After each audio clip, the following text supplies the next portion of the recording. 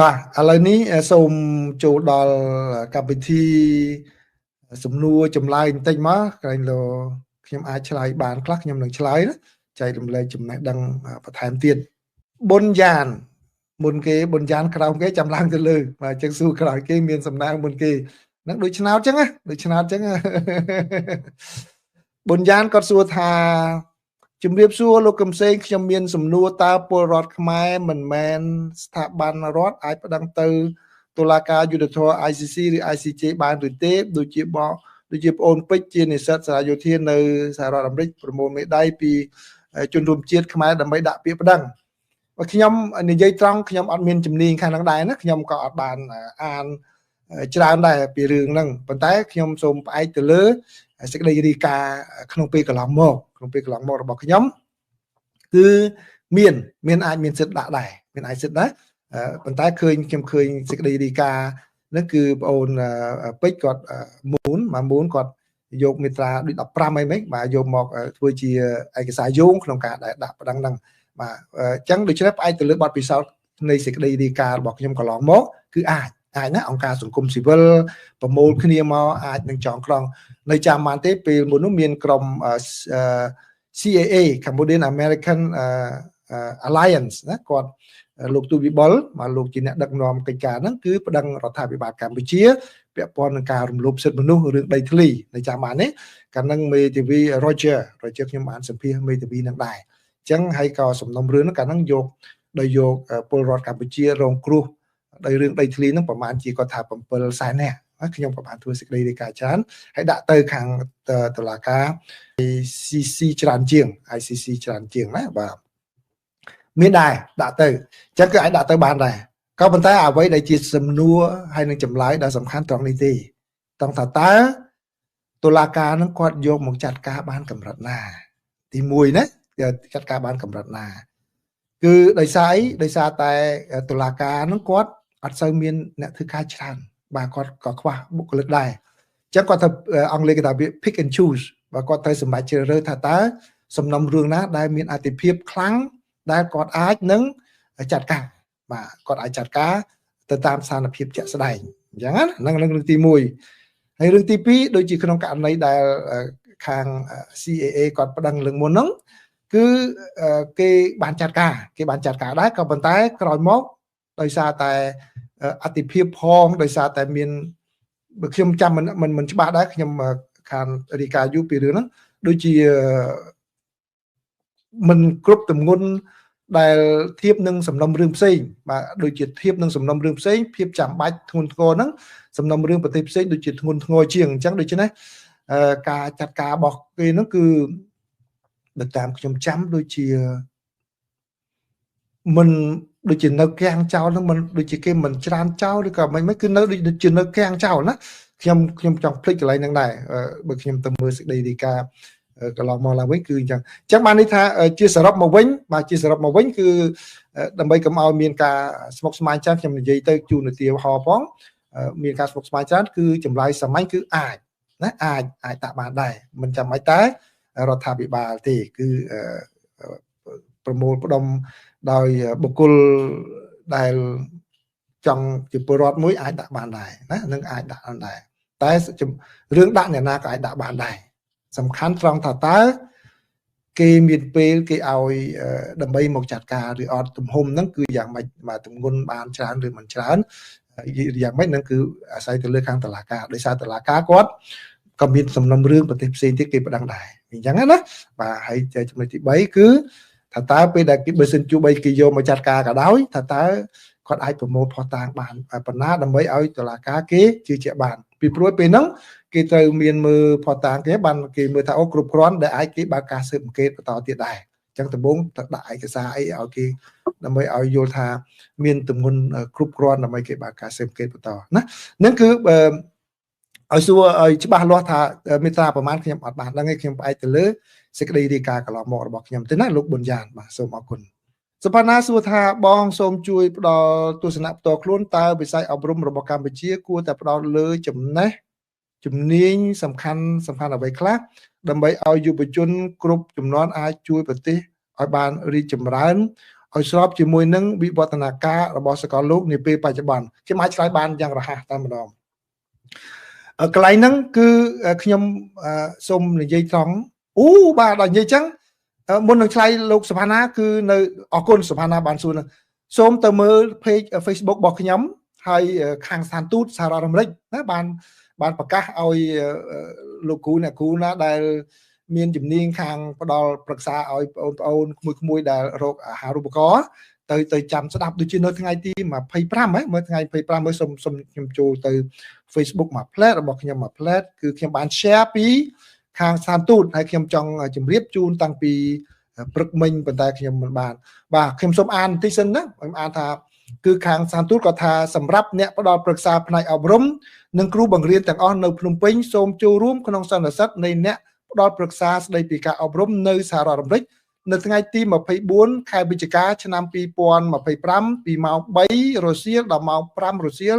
នៅ M Camp ផ្សារទំនើប Exchange Square ជាន់ទី1កម្មវិធីនេះជាឱកាសល្អមួយសម្រាប់អ្នកក្នុងការស្វែងយល់ព័ត៌មានល្អសម្រាប់ជួយដល់សិស្សនិស្សិតក្នុងការដាក់ពាក្យចូលសិក្សាក្នុងសាកលវិទ្យាល័យនិងមហាវិទ្យាល័យនៅសហរដ្ឋអាមេរិកដោយសេរីកុំខកខានពេលវេលាឱកាសល្អនេះដើម្បីទំនាក់ទំនងស្វែងយល់និងជំរុញដំណើរការសិក្សារបស់សិស្សនិស្សិតរបស់លោកអ្នកបើចឹងគឺគាត់ឲ្យលោកគ្រូអ្នកគ្រូដែលមានជំនាញឲ្យក្មួយដែលចង់មករៀនហ្នឹងគឺទៅណាចឹងដូច្នេះកុំខកខានឥឡូវនេះគឺឆ្លើយនឹងសំណួរដែលបងប្អូនក្នុងពេលកន្លងមកសួរខ្ញុំថាតើមានបទពិសោធន៍កន្លែងណាដែលអាចតាក់ទងនឹងអាហារូបករណ៍ឥឡូវខាងសហរដ្ឋអាមេរិកគាត់បើកឱកាសហ្នឹងហើយណាបាទអញ្ចឹងកុំខកខានលោកគ្រូអ្នកគ្រូណាអញ្ជើញទៅហើយដើម្បីយកមកចែករំលែកឲ្យក្មួយខ្លះផងឲ្យគាត់មានឱកាសបានមកសិក្សានៅសហរដ្ឋអាមេរិកណាបាទអញ្ចឹងនឹងរឿងសានទូតឥឡូវងាកមកសំណួរលោកសុផាណាវិញម្ដងខ្ញុំសូមឆ្លើយត្រង់ហើយសូមទទួលស្ដាប់ឲ្យពិចារណាកុំខឹងសម្បានឹងខ្ញុំអីខ្ញុំនិយាយទៅត្រង់ហើយជាទស្សនៈរបស់ខ្ញុំផ្ទាល់ដែលខ្ញុំបានជួបអ្នកជំនាញមួយចំនួនទេក៏មានអ្នកអាចនឹងមានទស្សនៈផ្ទុយពីខ្ញុំដែរណាអញ្ចឹងបើសិនជាមានអ្នកណាផ្ទុយពីខ្ញុំក៏ទទួលស្ដាប់តាមការគួរជាទស្សនៈដែលខ្ញុំផ្ទាល់ហើយខ្ញុំបានទទួលពីអ្នកជំនាញមួយចំនួនគឺក្មួយបងប្អូនគួរផ្ដោតទៅលើការសិក្សាបែបវិទ្យាសាស្ត្រច្រើនជាងគេហៅថាទូទៅហើយនឹងវិទ្យាសាស្ត្រហ្នឹងដូចជាជំនាញនិយាយរួមជំនាញច្បាស់លាស់តែម្ដងជំនាញច្បាស់លាស់កុំជំនាញទូទៅអ្នកខ្លះចេញមកក៏ business management ជំនាញណាស្រួលអស់ហ្នឹងជំនាញទូទៅស្រួលឬក៏ political science អីចឹងទៅបាទវាទូទៅពេករបៀបហ្នឹងជំនាញគ្រប់គ្រងគ្រប់អីហ្នឹងបាទដែលគេរៀនទូទៅស្រួលរៀនជំនាញវិទ្យាសាស្ត្របាទដែលដូចជា computer science ឬក៏ដូចជំនាញខាងការបង្កើតឧបករណ៍អ្វីមួយផ្សេងហ្នឹងគឺគួរតែរៀនហ្នឹងហើយខ្ញុំនិយាយដល់កន្លែងហ្នឹងខ្ញុំក៏ធ្លាប់ចែករំលែកចំណេញហ្នឹងដែរគឺខ្ញុំកាលពីខ្ញុំរៀននៅសាលាច្បាប់កាលនោះនៅស្រុកខ្មែរសាលាច្បាប់មានវគ្គត្រៀមគេត្រៀមដើម្បីមុនចូលមហាវិទ្យាល័យគេត្រៀមខ្ញុំរៀននៅសាលាច្បាប់ហ្នឹងគឺត្រៀមជាមួយនឹងខ្លាយខ្ញុំគឺលោកសោយសុភាពបាទពេលហ្នឹងលោកសាស្ត្រាចារ្យខ្ញុំម្នាក់គាត់និយាយថាហេតុអ្វីបានជាកូនខ្មែរចង់ធ្វើតែអ្នកច្បាប់មកម្លេះគាត់នោះប្រឡងច្បាប់គឺនៅរៀនត្រៀមច្រើនណារាប់ពាន់អ្នកតែពេលអញ្ចឹងគាត់ថាមិនក៏មិនរៀនជំនាញដែលចំណេះជំនាញណាដែលធ្វើអីចំតែម្ដងដូចធ្វើរថយន្តធ្វើម៉ូតូឬក៏គ្រឿងអីដែលអីច្បាស់អញ្ចឹងទៅហើយគាត់មិនធ្វើប៉ុណ្ណាអ្វីដែលធ្វើឲ្យសិស្សពេលហ្នឹងប្រតិកម្មខាងគាត់ទៅប្រៀបធៀបជាមួយនឹងវៀតណាមគាត់ថាកូនវៀតណាមគេរៀនមកជំនាញគេច្បាស់តែម្ដងដើម្បីចេញមកអាចប្រកបរបរបានមិនជំនាញទូទៅពេកពេលហ្នឹងម្នាក់ខាងគាត់ណាខាងគាត់អ្នកខ្លះខាងគាត់មែនតើប៉ុន្តែដល់ពេលខ្ញុំក្រោយមកខ្ញុំបានធ្វើការងារបាទខ្ញុំនៅឃើញថាយើងនៅកម្ពុជាយើងនៅខ្វះខាតកន្លែងហ្នឹងច្រើនគួរតែផ្ដោតលើហ្នឹងចឹងហើយបានជាខ្ញុំមួយរយៈពេលចុងក្រោយនេះខ្ញុំសប្បាយចិត្តនឹងការវិវត្តនៅកម្ពុជានោះដោយសារខ្ញុំឃើញក្មួយបងប្អូនមួយចំនួនពេលដែលគាត់រៀនចប់មានការផ្លាស់ប្ដូរពីការដើររកការងារធ្វើ មកជាការបង្កើតការងារធ្វើដោយខ្លួនឯងនេះជារឿងសំខាន់ណាបាទយើងចំណុចខុសគ្នាតិចណារៀនចប់ដើររកស្ពាយសញ្ញាបត្រដើររកការងារធ្វើខុសពីរៀនចប់បានជំនាញមកបង្កើតការងារធ្វើសម្រាប់ខ្លួនឯងនឹងអាចជួយអ្នកដទៃបាទហ្នឹងខុសគ្នាអញ្ចឹងខ្ញុំឃើញចុងក្រោយហ្នឹងគឺឃើញមានក្មួយបងប្អូនហ្នឹងក៏បានបង្រៀនរកឱកាសហ្នឹងច្រើនអញ្ចឹងដូច្នេះជាសរុបមកវិញខ្ញុំមិនអាចនឹងគូសចំបានទេដូចថាវិទ្យាសាស្ត្រ computer ហ្នឹងគឺយើងទៅរៀនជំនាញខាងហ្នឹងបើនៅអាមេរិកនេះគឺគេមាន cyber security ប៉ុន្តែកម្ពុជាយើងមិនដល់កម្រិតហ្នឹងគឺយើងរៀននៅតាមហ្នឹងអញ្ចឹងគ្រាន់ថារៀនអ្វីក៏ដោយដែលមានជាជំនាញច្បាស់លាស់វិទ្យាសាស្ត្រកុំទូទៅពេកនឹងពិបាកតែពេលយើងខ្សោយឧទាហរណ៍បើយើងចង់ឲ្យបានស្រុកខ្មែរយើងផលិតអ្វីបានខ្ញុំលើកឧទាហរណ៍មួយចុះដែលខ្ញុំសូមជូនตัวอย่างដូចមានបងៗមួយចំនួនគាត់ទៅរៀននៅអូស្ត្រាលីបាទត្រឡប់ទៅវិញគាត់ទៅបង្កើតចំការដាំ strawberry ឃើញទេបាទគាត់ទៅរៀនជំនាញកសិកម្មហ្នឹងមកច្បាស់បង្កើតចំការ strawberry ប៉ុន្តែខ្ញុំមិនដឹងជាចុងក្រោយនេះតើចំការ strawberry គាត់ដំណើរការយ៉ាងម៉េចរីកបានប៉ុណ្ណាអីយ៉ាងណាជំនាញបែបហ្នឹងបាទកសិកម្មប៉ុន្តែកសិកម្មឲ្យជំនាញណាមួយច្បាស់យើងត្រូវធ្វើកិច្ចការហ្នឹងតែម្ដងឲ្យមកបង្កើតលើកឧទាហរណ៍មួយដែលខ្ញុំតែងតែគោរពនោះគឺបងយ៉ាងសងបងលោកបងយ៉ងសង្គមាប្រិមិត្តអាចស្គាល់គាត់ដែរជំនាញកសិកម្មនៅប្រទេសកម្ពុជាហ្នឹងខ្លាំងជាងគេណាគឺលោកយ៉ងសង្គមាហើយបានរយៈចុងក្រោយឃើញមានប្រិមិត្តមួយចំនួនរិះគន់គាត់ដែរដោយសាររឿងតម្លៃស្រូវតម្លៃអីហ្នឹងប៉ុន្តែហ្នឹងរឿងពីរដល់ឡៃពីគ្នាខ្ញុំសរសើរលោកបងយ៉ាងសងបងកុមារហ្នឹងគាត់ជាបងបង្កើតរបស់ពូម៉ាក់ស្និទ្ធរបស់ខ្ញុំគាត់មកពីរៀនឡម៉ង់វិញមកបណ្ឌិតវិញបាទដើរជាមួយគ្នាជិបជាប្រអប់គាត់ថាបណ្ឌិតថតរូបឲ្យខ្ញុំណាបាទចុះពេលខ្ញុំបញ្ចប់ bachelor ហ្នឹងគាត់ទៅ graduate ពួកខ្ញុំឲ្យគាត់ថតរូបឲ្យទៅប្រអប់គាត់លេងចឹងគាត់ចេញមកគឺគាត់បង្កើតអង្គការមុនមកគាត់ទៅធ្វើការឲ្យខាងគេដូចជាជប៉ុននិង JVC ឬក៏អីនោះខ្ញុំភ្លេចទៅខាងជប៉ុនគាត់ធ្វើបានមួយរយៈទៅគាត់ចាប់ផ្ដើមបង្កើតអង្គការសេដាហ្នឹងសេដាហ្នឹងដើម្បីសិក្សាស្រាវជ្រាវពីកសិកម្មរហូតដល់សេដាហ្នឹងអាចនឹងមានជំនាញធ្វើកិច្ចការហ្នឹងបានហើយឆ្លងកាត់ឧបសគ្គច្រើនណាមានតាំងពីខ្ញុំដឹងរឿងច្បាស់ដោយសារខ្ញុំក៏ពេលដែលចប់ទៅខ្ញុំក៏ធ្វើសេចក្តីរាយការណ៍អំពីក្រុមការងារគាត់ដើរលេងជាមួយគាត់ហ្នឹងច្រើនទៅឃើញមានដំណើរការតាំងពីដាក់តដួសរហូតដល់បានដំណើរការសេដាក់រហូតដល់រីកចម្រើនអីបាទហើយអញ្ចឹងបើឃើញគាត់រៀនចាប់ពីសកលទៅគាត់ទៅបង្កើតស្ថាប័នមួយដើម្បីបង្ហាញជំនាញច្បាស់លាស់ខាងកសិកម្មជូនអញ្ចឹងមកបាទអញ្ចឹងខ្ញុំនិយាយហ្នឹងគឺខ្ញុំមិនអាចឆ្លើយកខកខងឲ្យលោកសុផាណាបាននេះគាត់ថាយើងអាចមើលនៅក្នុងខ្លួនឯងអញ្ចឹងគឺយើងទៅរបៀបអ្វីទៅជាតម្រូវការជាក់ស្ដែងនៅក្នុងប្រទេសកម្ពុជាយើងទៅរៀនជំនាញខាងហ្នឹងដូចជានៅខាងសហរដ្ឋអាមេរិកដែលខ្ញុំបាននិយាយមិញអញ្ចឹង